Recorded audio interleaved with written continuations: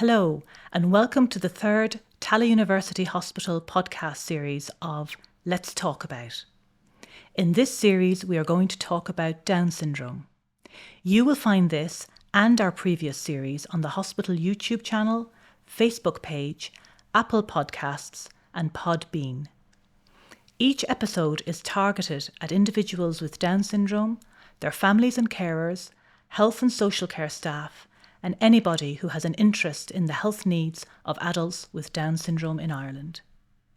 We will speak with experts from Down Syndrome Ireland, Children's Health Ireland, the Intellectual Disability Supplement to the Irish Longitudinal Study on Ageing, known as IDS-TILDA, and our own expert speakers in intellectual disability and the National Intellectual Disability Memory Service in TUH University Hospital.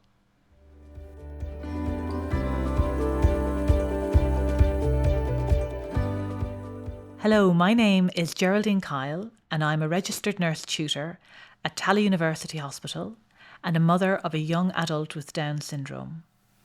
In this third episode of the Let's Talk About Down Syndrome podcast series, I am delighted to welcome Suzanne Kennedy and Fran Kane. Suzanne is the Acute Intellectual Disability Liaison nurse in TUH University Hospital, and Fran is the mother of an adult son with Down syndrome and other complex health conditions. She is also a member of the hospital's Patient Community Advisory Council. Welcome to both of you. Thank you. Thank you. So let me start with Suzanne. Could you tell us a little piece about your role here in TUH University Hospital, Suzanne? Yes, certainly. So my role started here in March 2021. And it's an initiative from the NMPDU, which is the Nursing Midwifery Planning Development Unit.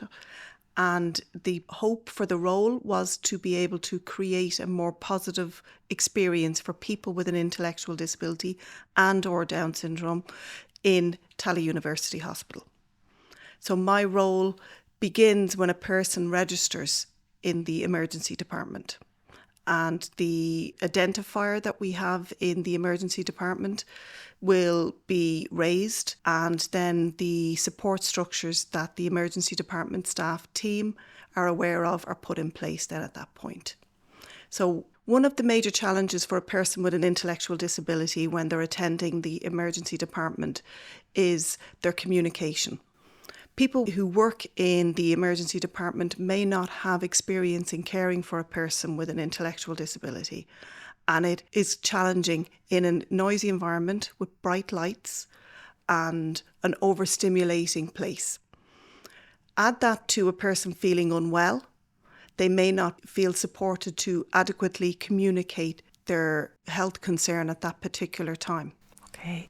We offer them a place where they can be a little bit more relaxed and not in the general waiting area, where we have in the emergency department reconfigured a cubicle and set it out so it's a sensory room in the department. This allows for a person to be cared for in a more relaxed, less stimulating environment.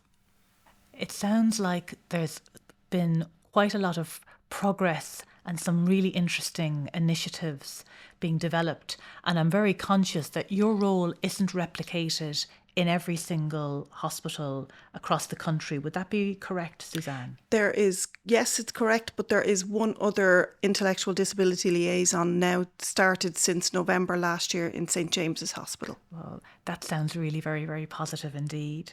And you've already mentioned there about the importance of good communication and understanding that not everybody with Down syndrome can communicate as easily as perhaps they would like.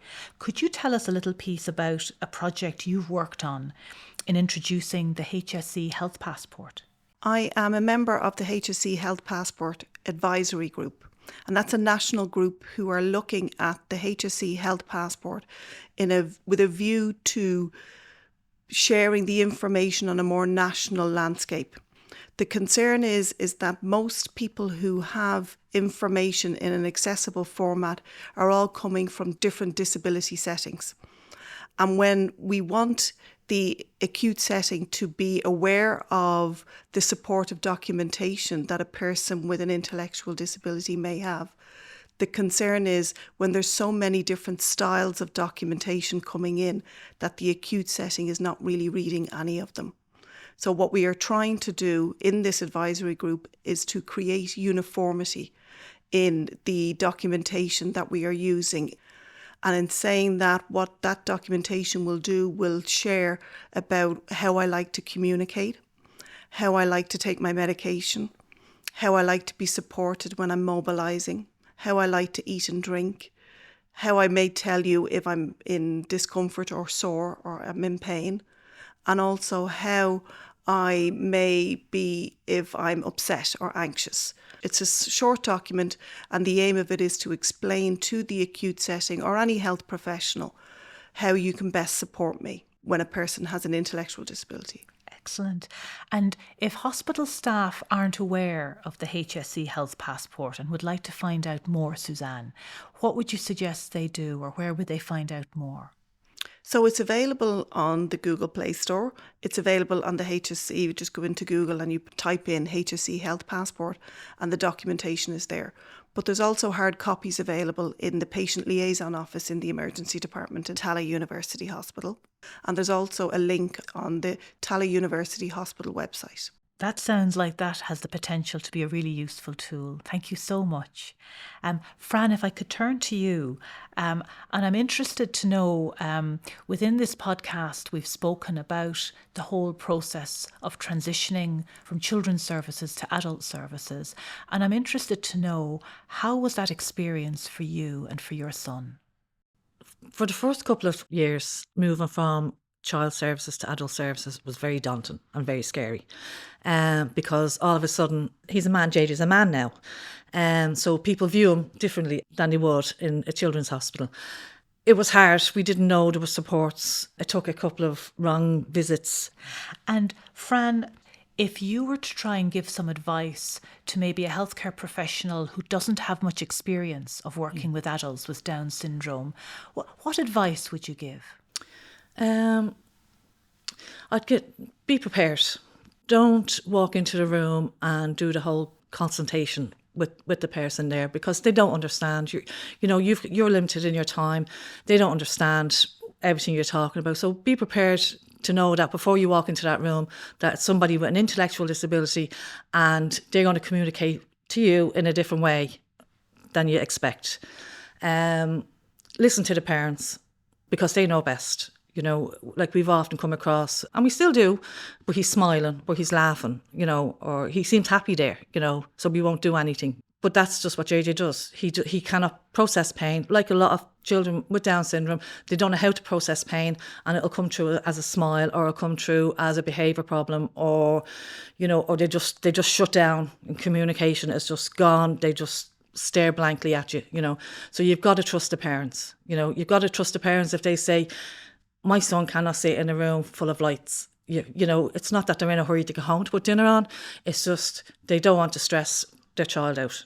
It's not that we're trying to skip cues. It's just you need to understand that JJ can't do cues the length of time that you expect him to do, or to sit there and listen to these big words that just don't mean anything to him, because he'll just phase out and just smile at you, Great. Thank you so much. And your words resonate very much, because a lot of the core messages have been around taking time, slowing everything down and allowing for comprehension, and about using a range of communication techniques and trying to learn more communication techniques. So that's really very helpful. I'm going to pass back over to Suzanne. Is there any further message, Suzanne, that you would like to share with the listeners of this podcast?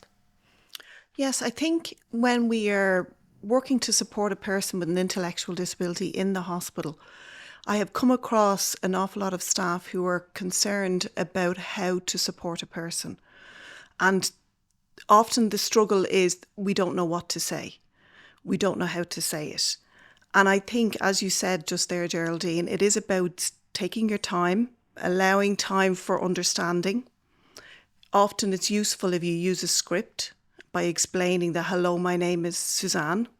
I'm here to make a plan to make you feel better. Often it's useful if you offer support by saying, I'm sorry you don't feel too well. I'm going to work with you today and we're going to make a plan to make you feel better. Allow time for that person to understand that and ask then, have they got any questions? I think it's really important to recognise the value of how any individual communicates rather than just thinking everybody communicates the same way.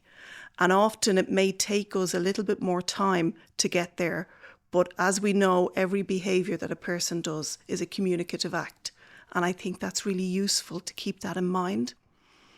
And I think that when you are supporting a person with an intellectual disability, if you can communicate to them, then you can communicate to anyone, because you have to allow for their understanding and you have to encourage them to wait, and also you wait as well. And also it's important that we use easy read documentation, and that is very important because what that does is it's a combination of words and pictures, which we can tell that if we can communicate in a way that supports a person with an intellectual disability, everybody would understand. And I think that's what we need to take home from today, is that just to allow time for a person to understand. That's great. Thank you so much, Suzanne. And what about you, Fran? Do you have any final messages that you would like to share with our listeners today? It is time. It does take time, but it has to be done. Trying to rush somebody that has an intellectual disability, it's very hard for them to cope with. Like with JJ, he'd show you pictures.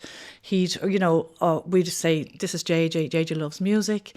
The doctor started talking about music, get him interested in the music, and then JJ's like, okay, you can do what you need to do, So find the niche, find what way they can communicate with you, either verbal, pictures, or just, taking your hand or holding his hand or just showing him. Like I've often had doctors that showed JJ some videos on the phone of music. Oh, I like Freddie Mercury too, here you go. And sit with 2 minutes. It takes 2 minutes just to sit and just to ease somebody down and let them feel safe enough for the professional to look at them, Oh, I think that's an excellent way to finish this particular episode. Thank you so much, Fran. So thank you to both of our contributors, Suzanne and Fran, this week. And thanks to our listeners. We discussed many resources during the course of the podcast that you might wish to access. We have set up a link on the Tallaght University Hospital website where you can read and learn more. In the next podcast, we will be joined by Professor Suzanne Kennedy and Evelyn Riley. Sean is a consultant geriatrician and is the clinical director of the National Intellectual Disability Memory Service. Evelyn is an advanced nurse practitioner in the National Intellectual Disability Memory Service. We will discuss the important work that they do in this service and how it has evolved over time.